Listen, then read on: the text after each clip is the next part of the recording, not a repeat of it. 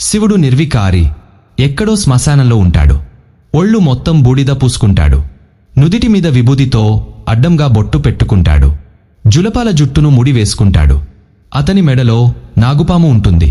చేతిలో త్రిశూలం, దానికి డమరుకం ఉంటుంది. ఒంటికి పులి చర్మం వస్త్రంగా ఉంటుంది. ఇవన్నీ ఒక ఎత్తు అయితే శివుడి శిరస్సు మీద చంద్రవంక ఉంటుంది. ఇంతకీ ఈ చంద్రవంక ఎందుకు ఉంటుందో మీకు తెలుసా? క్షీరసాగర మథనం చేసే సమయంలో అమృతంతో పాటు విషం కూడా బయటికి వచ్చింది. దానిని స్వీకరించేందుకు దేవతలు భయపడ్డారు. అసురులు బెదిరిపోయారు. ఆ విషానికి సృష్టిని సైతం వినాశనం చేసే సామర్థ్యం ఉంది. ఈ ప్రమాదం తెలుసుకొని దేవతలు మూకుమ్మడిగా పరమేశ్వరుని దగ్గరికి వెళ్లారు. కాపాడమని కోరారు. దేవతల మొర ఆలకించిన ఆ పరమశివుడు ఆ విషాన్ని తన గొంతులో దాచుకున్నాడు. ఆ విష ప్రభావం వల్ల అతని గొంతు నీలం రంగులో మారిపోయింది. ఫలితంగా నీలకంఠుడు అనే పేరు శివుడికి స్థిరపడిపోయింది. ఆ విషం వల్ల శివుడి శరీరం అత్యంత వేడిగా మారిపోయింది.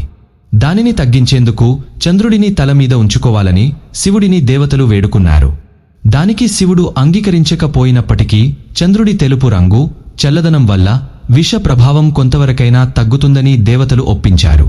దీంతో శివుడు ఒప్పుకున్నాడు. దీంతో అప్పటినుంచి శివుడి తల మీద చంద్రుడు కొలువుదీరాడు.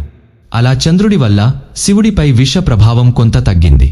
పురాణాల ప్రకారం దక్ష మహారాజుకు 27 మంది కూతుళ్ళు. వారందరినీ అనసూయ కుమారుడైన చంద్రుడికి ఇచ్చి వివాహం జరిపించాడు. అయితే చంద్రుడు తన కుమార్తెలందరినీ ప్రేమగా చూసుకుంటాడని దక్షుడు భావించాడు. 27 మంది భార్యలు ఉన్నప్పటికీ వారిలో ఒకరైన రోహిణి మీద మాత్రమే చంద్రుడు ఎక్కువ ప్రేమ చూపించేవాడు. దీంతో ఆ కుమార్తెలందరూ దక్షుడి వద్దకు వెళ్లి తమ బాధను చెప్పుకున్నారు. ఈ విషయంపై దక్షుడు చంద్రుడిని మందలిస్తాడు. అందర్నీ ఒకేలాగా చూసుకోవాలని కోరుతాడు. దానికి చంద్రుడు ఒప్పుకోడు. ఫలితంగా చంద్రుడిని దక్షుడు శపిస్తాడు.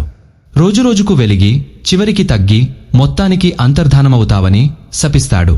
దీంతో దక్షుడి శాపానికి భయపడి చంద్రుడు తనకు విమోచనం కలిగించాలని బ్రహ్మ, విష్ణువును వేడుకుంటాడు. అయితే తమ వల్ల కాదని వారు పరమశివుడి అనుగ్రహం కోసం తపస్సు చేయాలని సూచిస్తారు. అలా చంద్రుడు తపస్సు చేస్తే శివుడు ప్రత్యక్షమవుతాడు. శాపం గురించి తెలుసుకుంటాడు. అప్పటికే శాప ప్రభావం ఉన్న నేపథ్యంలో లోకకళ్యాణం కోసం 15 రోజులు వెలుగుతూ 15 రోజులు క్షీణిస్తూ ఉండాలని వరం ఇస్తాడు. అలా పౌర్ణమి, అమావాస్య ఏర్పడ్డాయని పురాణాలు చెబుతున్నాయి. ఇక శంకరుడు చంద్రుడి భక్తికి మెచ్చి తన శిరస్సు మీద స్థానం ఇచ్చాడు అంటారు. ఇలా చంద్రుడు శంకరుడి శిరస్సు మీద ఉండటం వల్ల శివుడిని చంద్రశేఖరుడు అంటారు.